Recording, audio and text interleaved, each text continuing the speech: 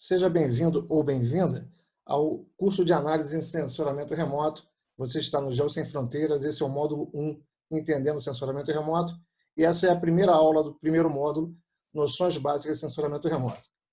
Esse curso, se você gosta de elaborar imagens com base matemática, fazer cálculos com integral, derivada, fazer toda aquela...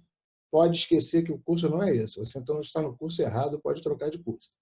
Esse curso visa a formação de analistas de imagens óticas, termais e radar na área de sensoramento remoto, mas não apenas aquele curso que você vai aprender a apertar botão em um software qualquer para gerar um produto. Não. A gente vai dar um arcabouço de conhecimento para você realmente aprender o sensoramento remoto sem se preocupar com aquelas fórmulas buscadas, com a parte matemática, deixa isso para os cientistas que estão desenvolvendo coisas na área. Esse curso é basicamente para aprimorar os conhecimentos de sensoramento remoto, visando a formação de analistas de imagem. Meu nome é Carlos Alberto, eu sou capitão da Força Aérea, com doutorado em Ciências Ambientais e tenho um pouquinho de experiência em sensoramento remoto. Trabalho com isso desde 1986. Tá ok? Então vamos lá. Sejam bem-vindos e vamos começar a nossa aula. Nessa aula, agora na primeira aula, a gente vai ver o quê? Nós veremos as definições básicas de sensoramento remoto, tá? Nós veremos as vantagens e as desvantagens de utilizar o sensoramento remoto, tá? Vamos falar um pouquinho sobre o sistema sensores, nós temos um módulo específico para isso depois. Esse primeiro módulo nosso aqui é um módulo mais introdutório para dar uma visão geral do sensoramento remoto e ver o que vocês vão ver no decorrer do curso completo, ok?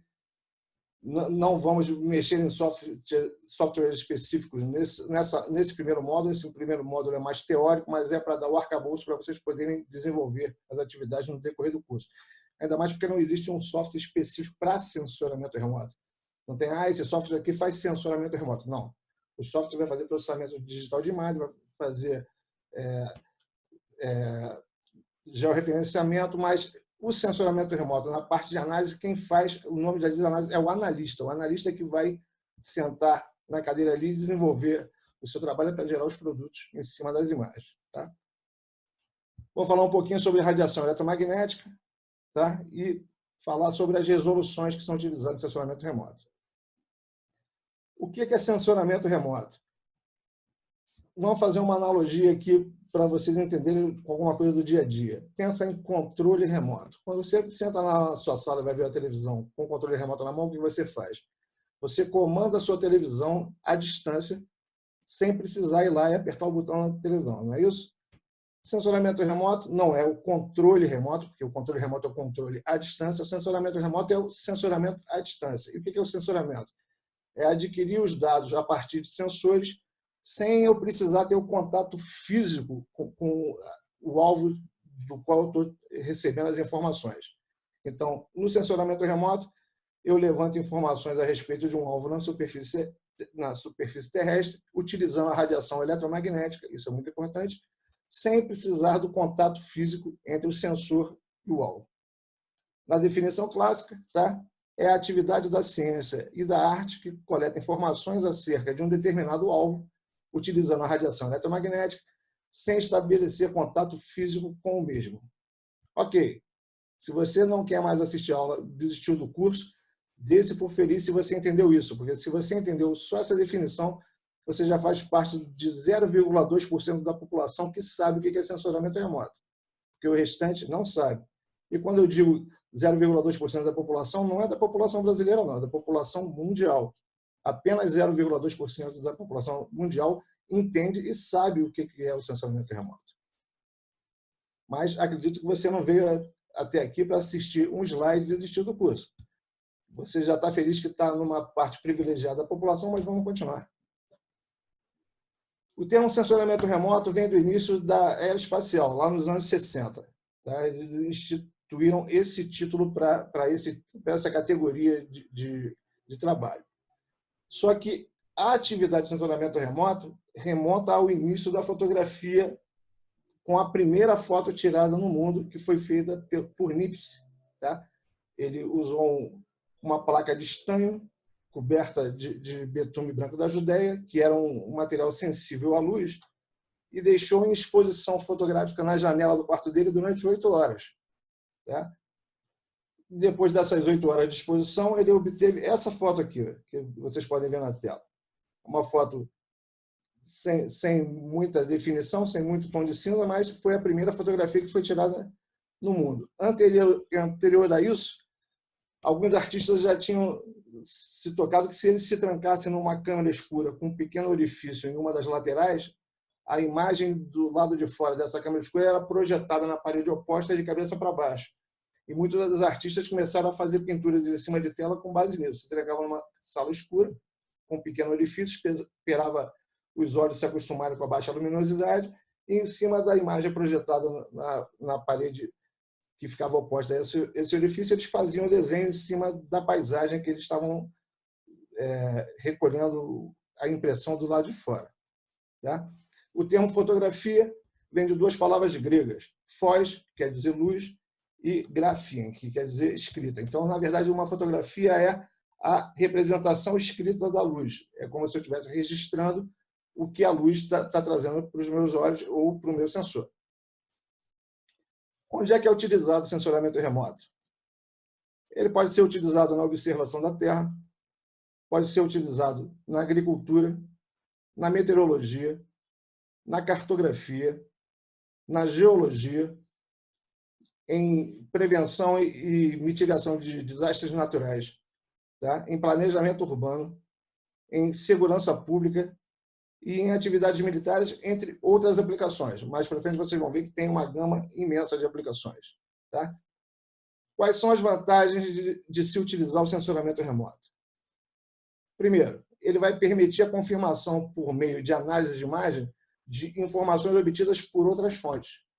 Você tem alguma informação que você precisa confirmar e você, a partir da análise de fotografias, você consegue verificar se aquela informação que você tem é verdadeira ou não, acrescentando ou modificando a informação. O sensoramento remoto vai possibilitar a análise e monitoramento de alvos de interesse que ficam em áreas de difícil acesso. Já que ele é remoto, você não precisa ir lá, se a aeronave está passando em cima de um deserto ou em cima de uma área escarpada no oceano, você consegue recolher informações de áreas que você não teria um acesso direto, você não conseguiria chegar lá para verificar em loco a informação. Tá? Você consegue levantar dados que nem sempre são visíveis a olho nu. Por quê? O sensoramento remoto não trabalha só na faixa que o ser humano consegue enxergar da energia eletromagnética. Ele consegue informações desde os comprimentos de onda antes que o ser humano consiga identificar como imagem e os depois também, porque a faixa que o ser humano consegue enxergar do espectro eletromagnético é muito pequena em relação à vastidão de comprimentos de onda que existe nesse tipo de radiação.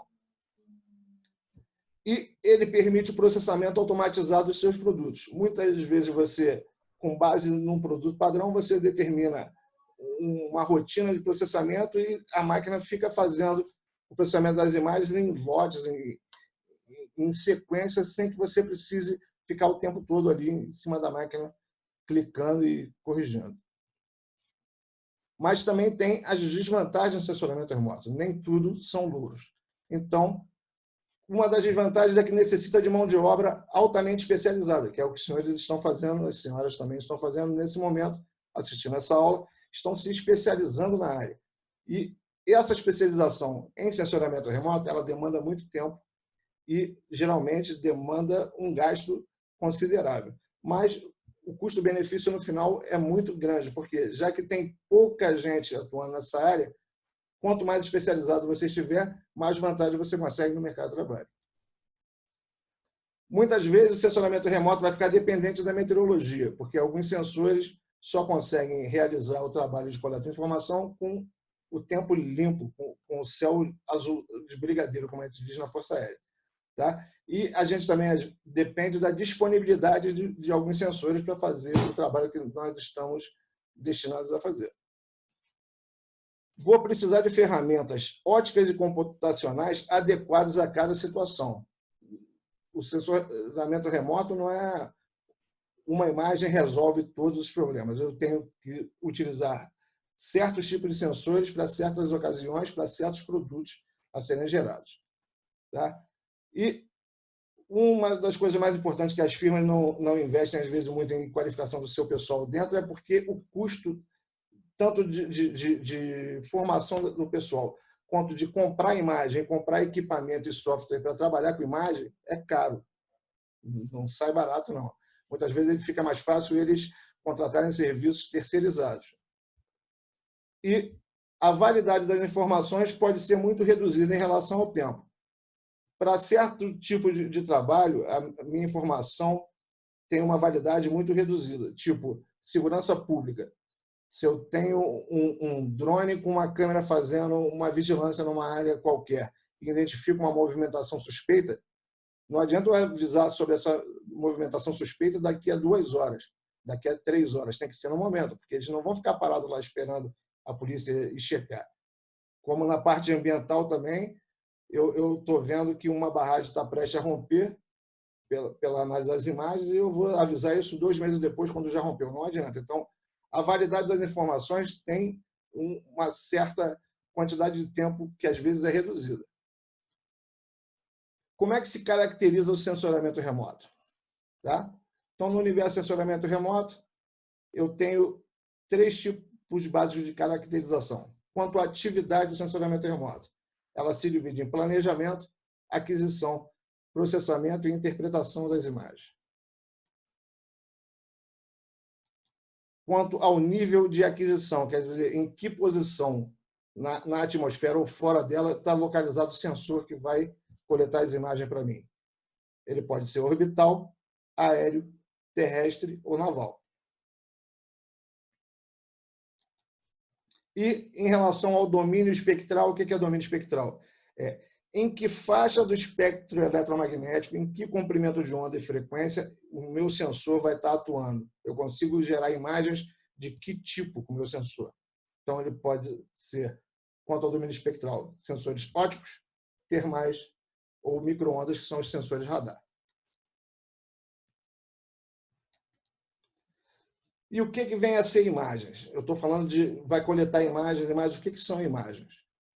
Imagens são elementos pictoriais oriundos da reflexão, da emissão ou do retroespalhamento da radiação eletromagnética que, depois que são captados por sensores, equipamentos que estão lá para recolher essa energia eletromagnética, podem ser interpretados e ou disponibilizados tanto em formato analógico quanto em formato digital. Tá? Uma pergunta recorrente que sempre fazem, tá? Qual é a diferença entre uma fotografia e uma imagem? O que eu posso dizer para você? Como eu disse ali no início, que fotografia é a junção de 2 palavras gregas, foto e luz e escrita. Então, fotografia. Fotografia é a tradução da luz registrada, certo?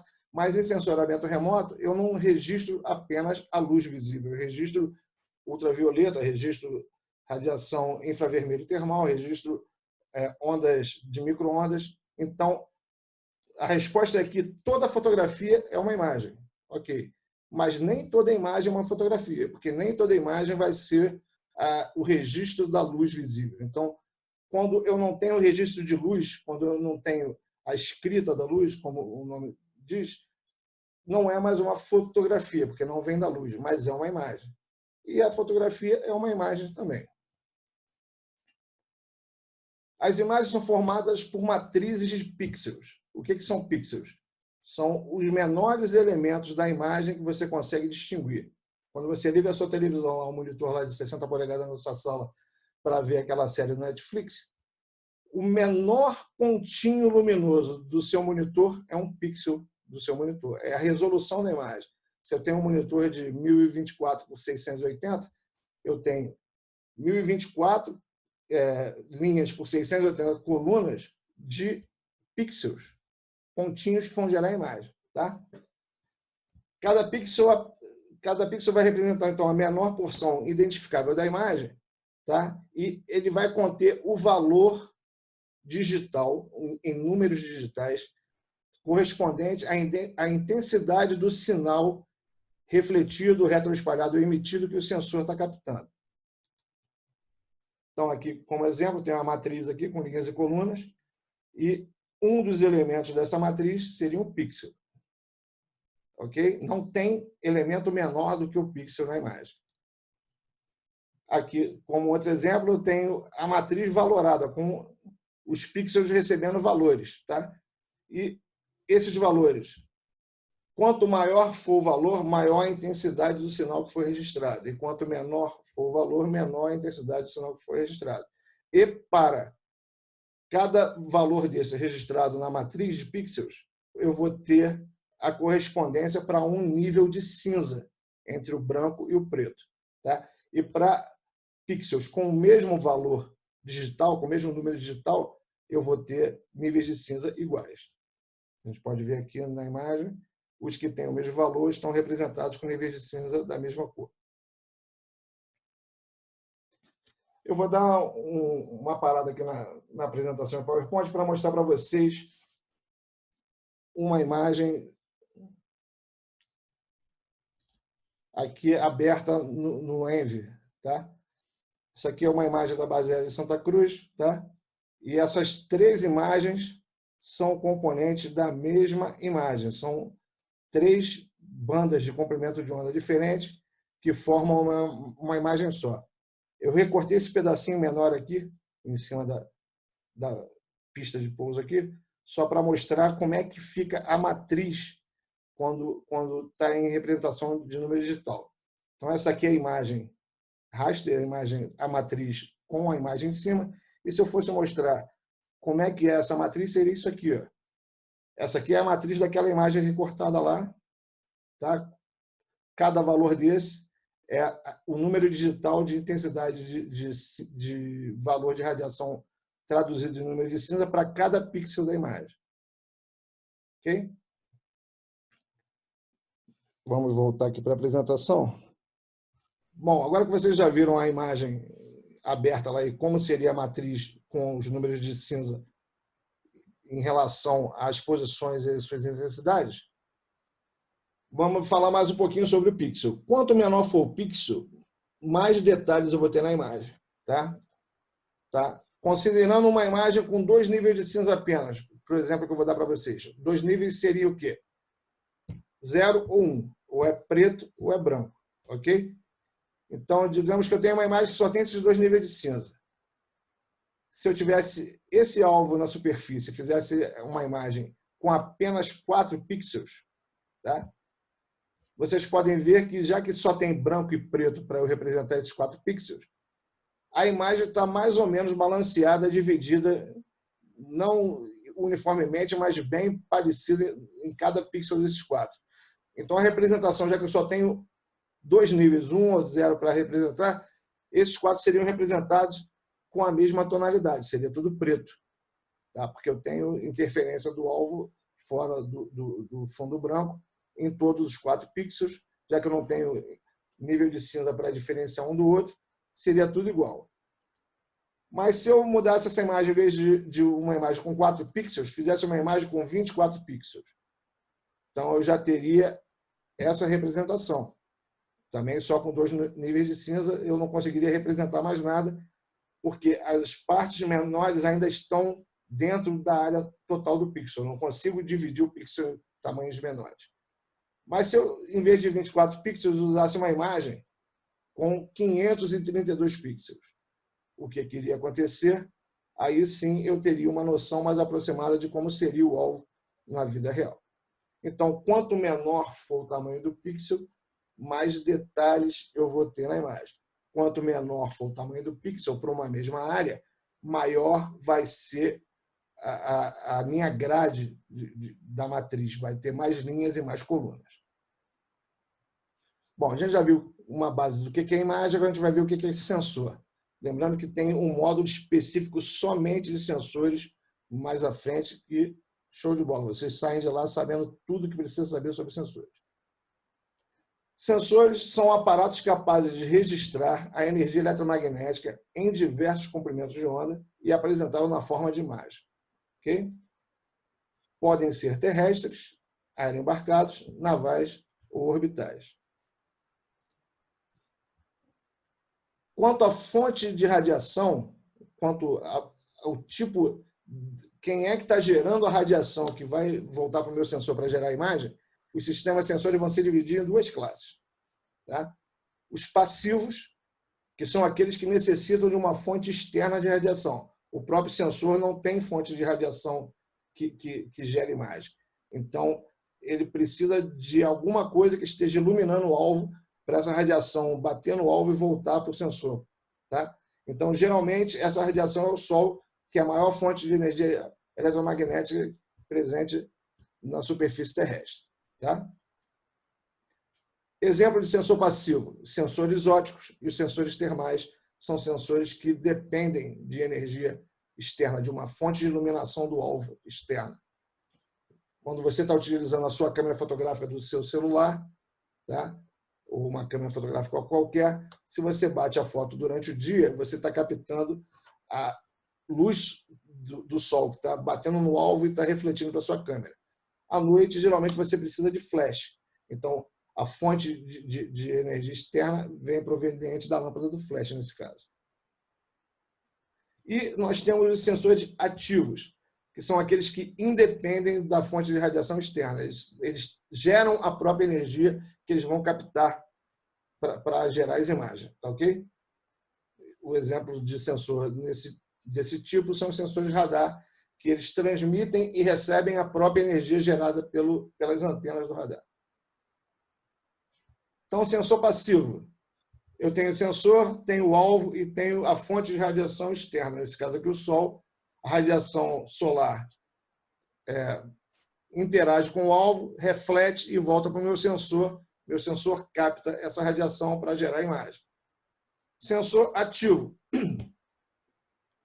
Tem lá de novo o sensor, mas dessa vez eu não preciso mais da luz solar. O sensor está emitindo a radiação vai interagir também com o alvo, vai retroespalhar e vai retornar uma porção dessa informação para o sensor. Parte dessa energia eletromagnética se perde, mas parte volta para o sensor. Porém, com relação ao sensoramento remoto, eu disse lá no início, e vocês devem ter decorado, que é eu obter informações a respeito de um alvo sem necessidade de contato físico por meio da radiação eletromagnética. Desculpa. Deve-se, porém, uma ressalva. Existem sensores que coletam informação sobre alvos sem necessidade de contato físico com eles, mas não são classificados como sensores remotos porque não utilizam radiação eletromagnética. Tá? Qual é um exemplo desse tipo de sensor? Os sonares dos submarinos, por exemplo. Eles conseguem identificar onde é que estão os navios, onde é que estão os outros submarinos, onde é que tem o relevo subaquático, sem precisar encostar neles. Só que eles não utilizam radiação eletromagnética, eles utilizam ondas acústicas, que são ondas mecânicas. A diferença das ondas mecânicas para as ondas eletromagnéticas é que as ondas mecânicas precisam de um meio para se propagar. Já as ondas eletromagnéticas se propagam sem necessidade de um meio de propagação, elas se propagam no vácuo, inclusive. As plataformas de sensoramento remoto em relação aos níveis de operação. Tá? Como a gente já falou lá atrás, elas podem ser navais, terrestres, aí aumentando os níveis de utilização. Nós temos os drones a baixíssima altura, nós temos as aeronaves a hélice a baixa e média altura, nós temos as aeronaves a reação, que são as a jato e a turbohélice, a média e grande altitude. Já na transição da atmosfera para fora da atmosfera, nós temos utilização do ônibus espacial e em órbita do planeta nós temos os satélites de órbita baixa e de órbita alta. Como a gente falou no início lá, tudo começou com a primeira fotografia que foi tirada no mundo. Mas como é que funciona uma câmera fotográfica? Tudo que o ser humano vê é luz refletida em direção aos olhos. Tá? Okay? Tudo que a gente vê é luz refletida. A câmera fotográfica funciona do mesmo jeito. Tá? Como é que é a formação de imagem numa câmera fotográfica? Eu tenho uma câmera escura dentro da câmera fotográfica, vedada a luz. Tá? Eu tenho um conjunto de lentes, que é a parte óptica da câmera, tá? com uma abertura que ela abre e fecha, que é o diafragma, que vai deixar passar a luz durante um período curto de tempo. Tá? O obturador é o nome do sistema que regula esse tempo de exposição da câmera. E nós temos o alvo na superfície terrestre refletindo luz em direção ao meu sistema óptico da câmera. A imagem que se forma dentro da câmera ela é invertida e menor do que o tamanho real, é claro. E nos filmes antigos ela era registrada num filme, numa película. Então, a minha película servia como detetor do meu sistema da câmera. A câmera seria o sensor e o filme seria o elemento detetor da radiação, e também servia como armazenamento, porque o filme ia sendo enrolado conforme você ia passando, e ele ficava armazenado lá até ser processado para ter a foto em papel depois. Nas câmeras atuais, eu não tenho mais filme. O filme foi substituído por uma matriz de detetores, tá? Onde cada elemento detetor vai gerar um pixel na imagem. Tá? Essa imagem, depois da matriz de detetores, passa por uma série de procedimentos dentro de placa de circuito e vão ser armazenados num cartão de memória, tá? Num pendrive, tanto faz, mas o filme não existe mais, mas a mecânica do negócio continua sendo a mesma. Eu tenho energia eletromagnética sendo refletida do alvo pelo sistema óptico de lentes aqui da câmera, que vai fazer a detecção num sistema de detecção lá dentro, que antes era o filme, agora uma matriz de detetores. O nosso olho humano também é um sensor remoto. Tá? E como é que é a formação da imagem do sensor remoto no olho humano? É igual o que é feito na câmera. Tá? Ao invés de ter aquele conjunto de lentes que eu tenho, eu vou ter a córnea e a íris e o cristalino funcionando como lente. Tá?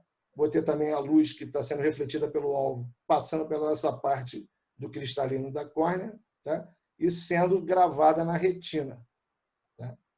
A imagem é gravada de cabeça para baixo, mas o cérebro depois inverte essa imagem.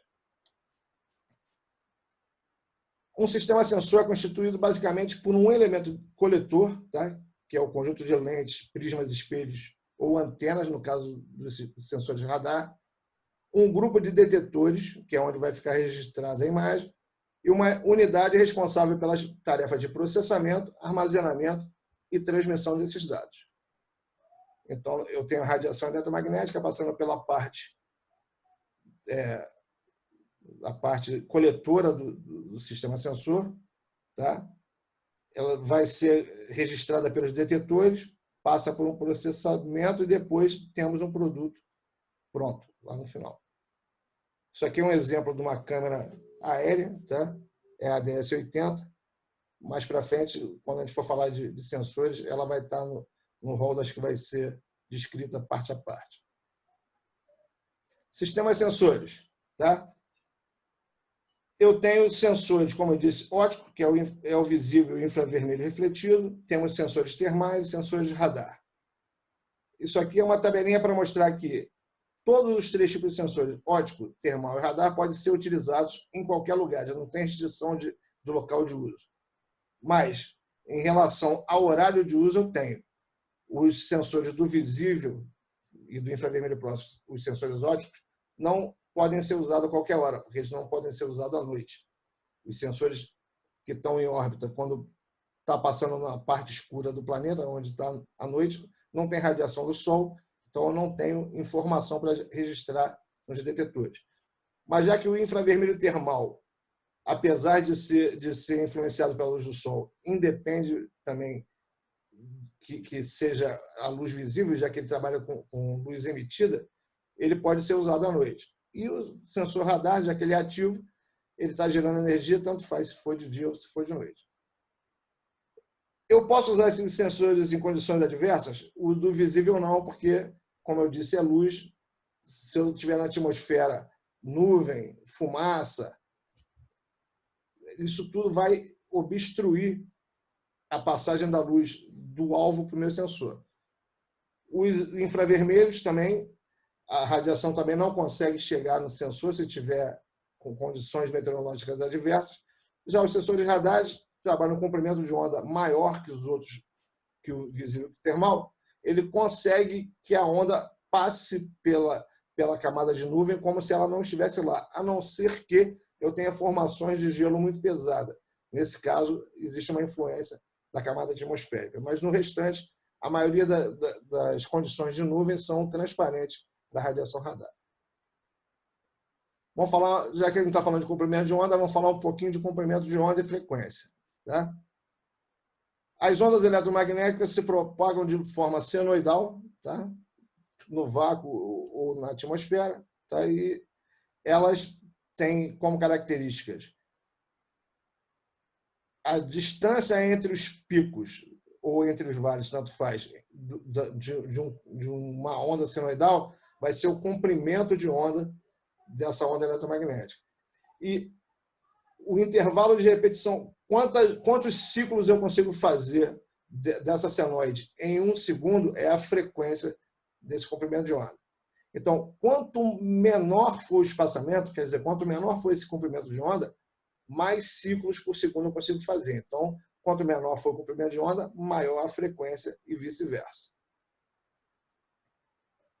Aqui nós podemos ver aqui que essa distância é o comprimento de onda, a distância entre a reta que corta a senoide ao meio até o ponto mais alto, que é o pico, é a amplitude da onda eletromagnética, e quantas repetições dessa eu faço no tempo de 1 segundo é a frequência. O comprimento de onda vai ser dado em submúltiplos de metro, tá? Vai ser dado em micrômetro, em nanômetro, e a frequência é dada em hertz. Da equação geral das ondas, a gente tira que a velocidade de uma onda eletromagnética, tá? Que a gente equipara a velocidade da luz, tá? Vai ser igual ao produto do seu comprimento de onda pela frequência. Tá? Já que a gente considera a velocidade da luz constante, então a gente vai considerar a velocidade da luz arredondar para 300 mil quilômetros por segundo. Então, nós temos a seguinte fórmula, que a velocidade de uma onda eletromagnética é igual ao comprimento de onda, que é representada pela letra lambda, vezes sua frequência. Então, quer dizer que, já que a velocidade é constante, se eu aumentar a frequência, eu tenho que diminuir o comprimento de onda. Se eu aumentar o comprimento de onda, eu tenho que diminuir a frequência para manter essa relação. Tá? Quanto maior for a frequência, menor vai ser o comprimento de onda e vice-versa. Com relação a tamanho, só para o pessoal ter uma noção mais ou menos, tá? Na faixa dos raios gama, o comprimento de onda da radiação eletromagnética é mais ou menos do tamanho do núcleo de um átomo. Tá? Raio-X é do tamanho de um átomo completo, o outro é só o núcleo. Na parte ali do ultravioleta, o comprimento de onda vai se assemelhar o tamanho mais ou menos de um vírus, tá? E na parte do visível até o infravermelho refletido ali, varia entre tamanho de vírus até bactéria, o tamanho do comprimento de onda. Isso vai aumentando no gradiente até que chega nas ondas de rádio, que as ondas são do tamanho ou maiores do que as dimensões no campo de futebol. Os diversos tipos de sensores coletam as imagens de acordo com 4 tipos de resolução. Tá? Sempre que você vê solicitação de imageamento, ou o pessoal falando sobre as imagens de sensoramento remoto, vocês comumente vão ouvir falar sobre resolução espacial, resolução espectral, resolução radiométrica e resolução temporal do sensor que coletou aquela imagem. Tá? O que seria a resolução espacial? A resolução espacial é dada em função do tamanho do pixel da imagem. Como a gente já falou, o pixel é a menor porção visível da imagem. Tá? Então, quanto menor for o tamanho do pixel, maior é a minha resolução espacial. Então, a resolução espacial é inversamente proporcional ao tamanho do pixel. Um pixel de 1 metro de resolução, eu tenho uma resolução espacial muito maior em relação a um pixel de 10 metros de resolução. A resolução espacial vai determinar se um alvo pode ser visto numa imagem ou não em função do tamanho. Isso é óbvio. Se eu tenho um pixel que é um quadradinho de 10 por 10 metros e eu quero ver uma bola de futebol que tem 60 centímetros, eu não vou conseguir ver essa bola de futebol numa imagem que tenha um pixel de 10 por 10 metros. Aqui uma imagem comparativa, uma imagem com pixel de 30 por 30 metros, em comparação com uma imagem de 10 por 10 metros. Vocês podem ver que a quantidade de detalhes que aparece aumenta consideravelmente. Se eu tivesse uma imagem com resolução de 1 metro, seria muito mais detalhada, 50 centímetros, mais ainda. Resolução espectral. Quando a gente fala em resolução espectral, a gente está falando qual é a porção do espectro eletromagnético, aquele que a gente viu ali ainda agora, que um sistema é capaz de segmentar. Tá? Qual é a minha resolução espectral? Eu consigo trabalhar na faixa só da radiação visível, eu consigo trabalhar na faixa do visível e do termal, eu consigo trabalhar do ultravioleta até o termal. Tá? E essa resolução espectral me permite, dependendo do número de canais, número de bandas que eu consigo separar dentro desse espectro eletromagnético, me permite diferenciar materiais na superfície terrestre de acordo com a resposta que ele tem em relação à radiação eletromagnética. Todos os corpos na superfície terrestre respondem de uma maneira específica que é só dele, como se fosse uma impressão digital em relação à radiação eletromagnética. Então, consigo separar plantação de milho de plantação de soja, consigo separar um solo de arenito de um solo caulinítico, de um solo que tenha mais influência de hematita ou de goitita. Tá? E a isso a gente dá o nome de assinatura espectral. Cada corpo tem a sua assinatura espectral. E quanto menor for a fatiazinha que eu conseguir segmentar esse espectro eletromagnético, maior o meu grau de separabilidade entre essas feições na superfície. Nós temos aqui duas imagens só para ilustrar. Uma está nos canais do visível que o ser humano vê normalmente, no RGB, usando as cores azul, verde e vermelho. Tá? E na de baixo eu estou substituindo um dos canais pelo infravermelho próximo. Nesse caso aqui eu estou substituindo o vermelho pelo infravermelho próximo, que é um canal que me dá resposta de atividade fotossintética. A vegetação da superfície terrestre responde muito mais no infravermelho próximo do que ela responde no verde propriamente dito. Só que o ser humano não consegue ver o infravermelho próximo. Ok? Então, se vocês notarem na imagem de cima, a vegetação está em verde, que é o que a gente vê normalmente, e o campo de futebol está em verde. Na de baixo, a vegetação está em vermelho, mas o campo de futebol não está em vermelho, ele continua em verde. Por quê? Isso denota que o material do campo de futebol não é vegetação artificial, é grama artificial, não é vegetação viva.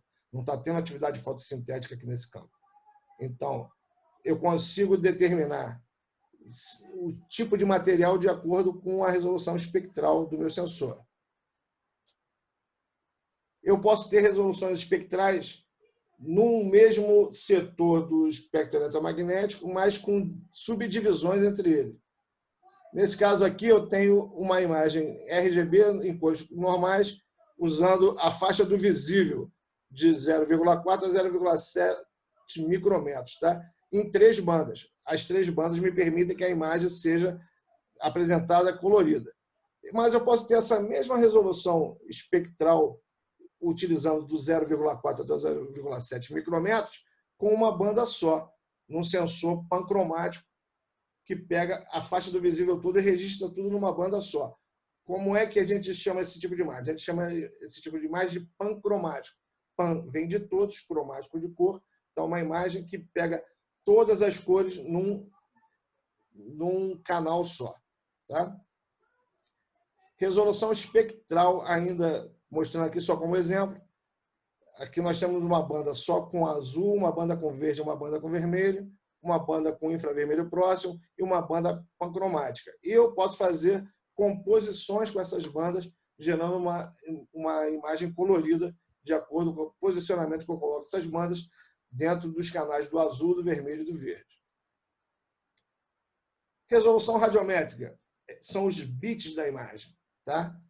Vocês já devem ter ouvido, essa imagem tem 8 bits, essa imagem tem 16 bits, essa imagem tem 32 bits. Tá? Isso aí representa o contraste da imagem. Tá? E ele é dado pelo número de tons de cinza presente na imagem. E como é que a gente calcula esse número de tons de cinza? O valor vai ser sempre em potência de 2, onde o número de bits vai corresponder ao número ao qual você vai elevar essa base 2. Então, se eu tenho uma imagem de 8 bits, significa que eu vou elevar o número 2 à oitava potência. Então, numa imagem de 8 bits, eu teria 2 elevado a 8, que seriam 256 níveis de cinza, que varia do 0 até o 255. Ok? Assim, essa imagem que teria 2 bits, se eu tivesse uma imagem com 2 bits, tá? Ela teria maior contraste do que uma de 8 bits. Por quê? Quanto menor o número de bits da imagem, menos níveis de cinza eu vou ter. Então, maior vai ser a discrepância entre o branco e o preto. Eu vou ter aquelas diferenças abruptas, sem os tons intermediários entre o branco e o preto. Então, quanto menor for a minha resolução radiométrica, maior o contraste da imagem. Quanto maior for a minha resolução radiométrica, menor é o contraste e mais graduações de nível de cinza eu vou ter. Aqui, como exemplo, eu tenho uma imagem com 8 bits, com 256 níveis de cinza. Se eu baixasse para 2 bits, que seria 2 elevado a 2 com só 4 níveis de cinza, vocês podem ver que o contraste fica muito chapado. A imagem da esquerda é uma imagem com contraste mais suave, a imagem da direita com contraste mais bruto, mais chapado realmente. Resolução radiométrica, só para entender a piramidezinha de como é que a gente coloca isso. 1 bit é 2 elevado a 1, 2 bits é 2 elevado a 2, que dá 4, 3 bits, 2 elevado a 3, 8, 4, 2 elevado a 4, e assim sucessivamente, até a resolução radiométrica da imagem que você está adquirindo ou está analisando. Aqui é a diferença visual entre uma imagem com 8 bits e uma com 16 bits.